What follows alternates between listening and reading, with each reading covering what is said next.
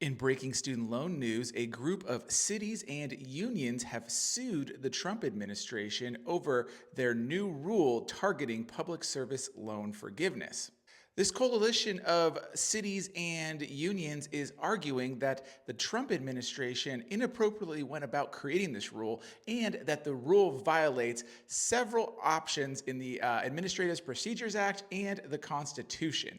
Basically, this rule is not allowed to be done via rulemaking because rules are designed to fill in the gaps that were created by laws, but they can't violate the actual law. And so this lawsuit argues that the entire PSLF final rule that limits the qualifying employers to anyone that has substantially illegal conduct, that is all not allowed under the Administrative Procedures Act, negotiated rulemaking rules, the Higher Education Act, and the U.S. Constitution. And so you can see this whole list of plaintiffs right here. There's a lot of them: the city of Boston, Albuquerque, Chicago, San Francisco, several unions, including the American Federation of Teachers, the American Federation of State, County, and Municipal Employees, and more.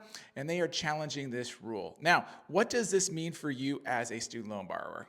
Well, it means that this rule is going to be challenged in court. Now, remember, this rule wasn't set to take effect until July 1st of 2026, and they can't take away past qualifying payments.